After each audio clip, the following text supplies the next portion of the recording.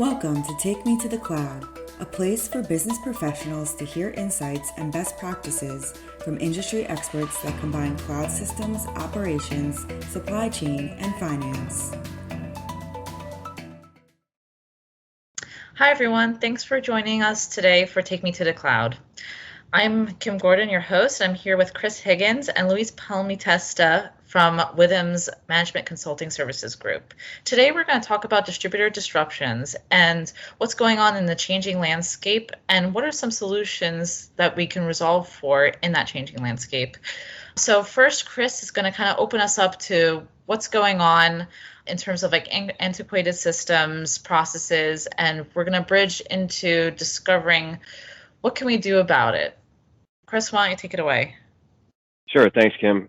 So to start, the evolution of the business-to-business procurement transaction is completely changing and evolving on a regular basis to a point where distributors are now in a situation where they're making their procurement decisions similar to how a regular consumer would. Having that availability to make online purchases and seeing inventory stock in real time and transparency on pricing from a wholesaler or distributor channel has become extremely important to the business-to-business purchasing landscape. Whereas in the past, you would have buyers that were representing a distribution channel and there were face-to-face conversations that these people were having, negotiations to settle on a landed cost price, and then complete the entire supply chain activity. Whereas now it's more of a remote type operation, and it's even more exacerbated through the global pandemic now. A lot of these organizations have a decision to make. Are you going to revamp your current system to move into a more modern day technology opportunity, or rip everything out and start fresh with one of the new technologies? I remember Luis telling me a story about one of his clients. There were a lot of inefficiencies in their process and how they utilize new technologies in order to streamline their operations and move forward with a more efficient process. Luis, do you recall the client we're talking about? Yeah, Chris, thanks for the introduction. Yeah, I mean, this is a common trend today. People are trying to catch up with all this digitization of the market, and they're trying to, offset all these disruptive forces by trying to have better control and try to, cut the inefficiencies, as you said, on the supply chain. And it's not strange today, people going and migrating to a modern ERP, because that's now the tendency.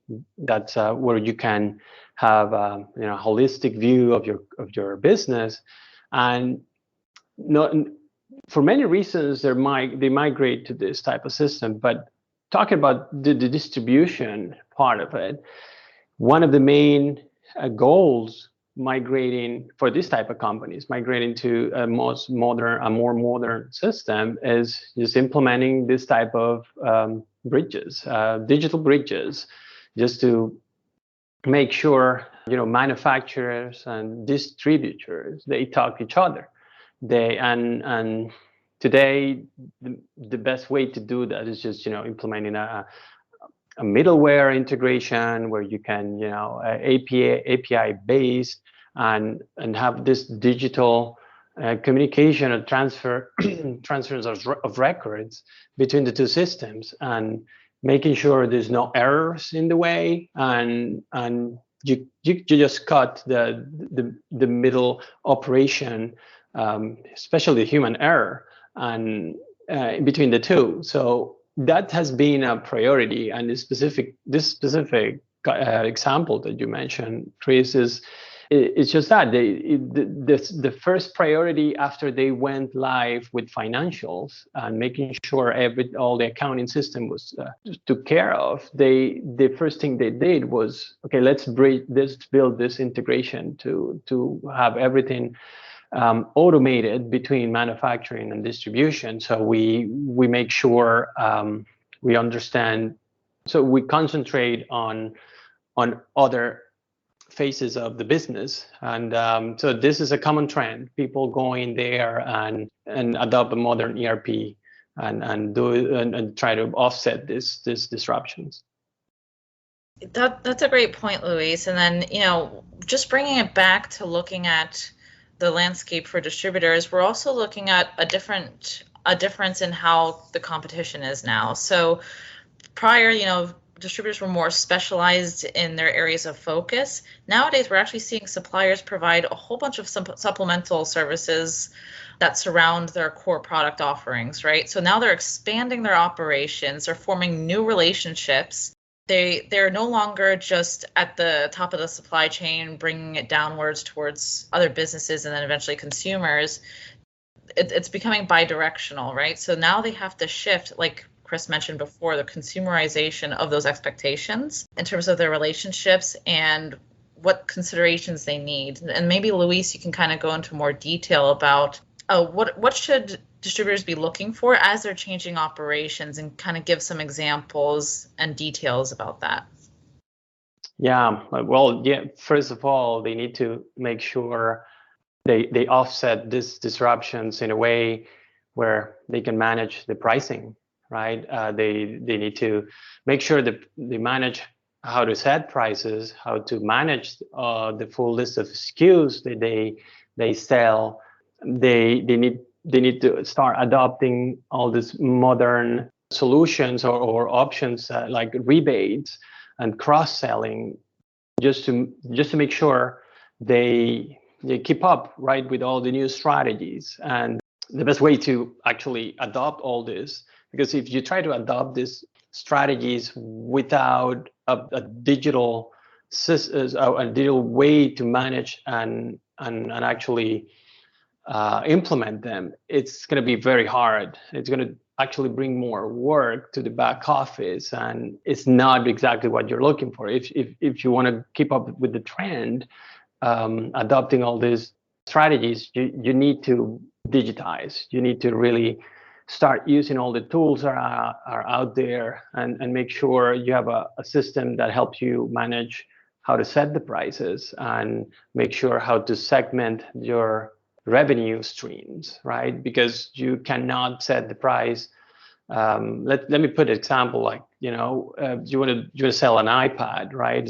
Everyone knows the type of iPads are in the market. So you cannot set the same price or target a market for example, if you cannot sell an iPad Pro to a school or to kids within a family.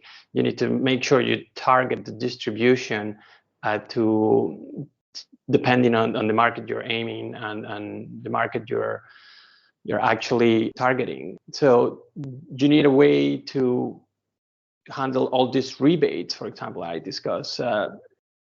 The rebates is something that distributors use to make sure have a better like an attractive strategy for consumers. But in the end, if you don't have a strategy in the back office to manage and handle the rebates, and maybe Chris, you can tell me more about how complicated it is for an accounting team to go and reconcile all those rebates, chargebacks, and discounts at the end of a month. And then we can see that you need help. You need tools to actually face these problems. Sure, and a lot of organizations are segmented with with multiple systems coming together, where their accounting software is separate from their credit card processing software, which is separate from their inventory management, and whatever other types of office suites come together to run their entire operation from end to end. When you're dealing with credit card chargebacks and rebates and discount codes and things of this nature in an accounting software, let's say an older accounting software, is extremely manual and cumbersome and time consuming. What's great about the newer systems, specifically NetSuite's WMS system, is you are able to get a soup to nuts solution that gives you inventory management, pricing strategies, baked in rebates and discount codes for your consumers and also your businesses that are buying direct. And then now you could also link your credit card processor directly to the ERP.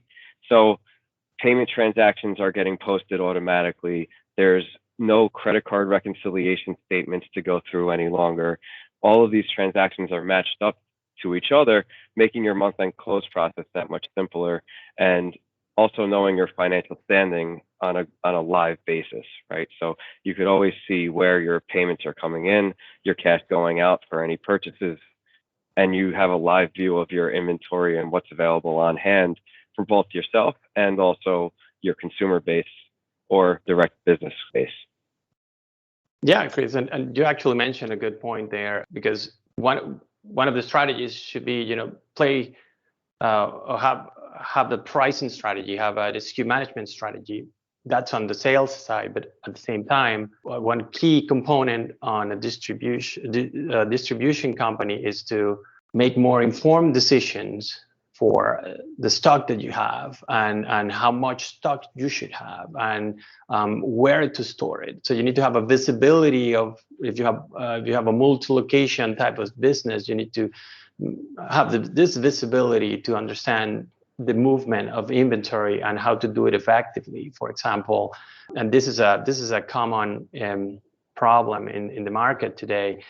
People don't know the lead time of the goods they're buying. People don't know the demand of their customers. They can't predict it. So these companies, in order to understand how to take better decision for the inventory, they need to know the time it takes before understand when to order these items.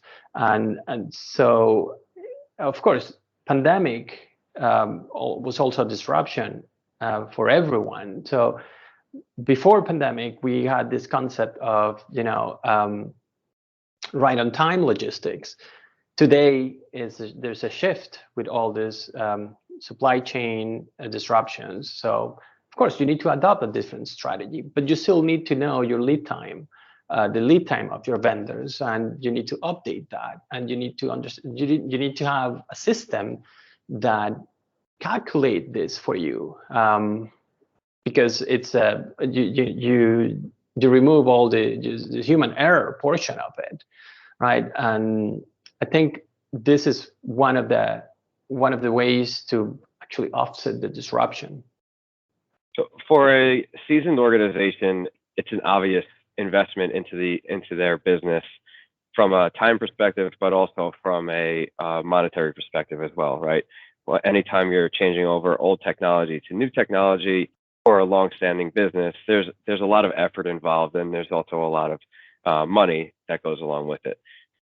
Louis, are you seeing newer organizations like startups that are moving into the distribution type channels? Are they starting off with a manual process because they don't want to make that investment upfront? Or do you see it more as these are younger organizations that are led by people who grew up with advanced technology, and they're utilizing that to their advantage so that they're able to scale at a much more rapid pace than they would have been able to? Yeah, I think, and that's exactly what is happening. I think younger organizations, they know what the secret sauce is at this point, and they only invest in what's the trend. And I've been a witness of many young companies just moving into this, going right with the modern ERP and integrating right direct to their warehouses and the manufacturing and the wholesale distribution. So it's kind of now that's the plan, right? If you are really going to invest, and if you normally now with all these venture capitals, and they basically don't give you the money if you don't go that way, and that's what I'm seeing. And the secret strategy, the secret sauce, it's it's go with your ERP and then try to connect through middleware to everything you need. So right away, and your company is born like that. You don't have to then make changes which are costly. Now when you're live and when you're, let's say, a mature company, it's even harder to do all these changes, right? Change management, all these things that we have to deal with when companies go later on and invest later in the game on this type of improvements. So yeah, that's the trend again, and that's something that's happening today. People go with that strategy right off the bat. Thanks so much, guys, for your time today and talking about solutions for the distributor disruptions that are going on today. Thanks everyone for joining. Catch you next time. Thanks. You've been listening to Take Me to the Cloud. Thanks for joining us. Don't forget to subscribe to be alerted of new episodes. For more information, visit withum.com.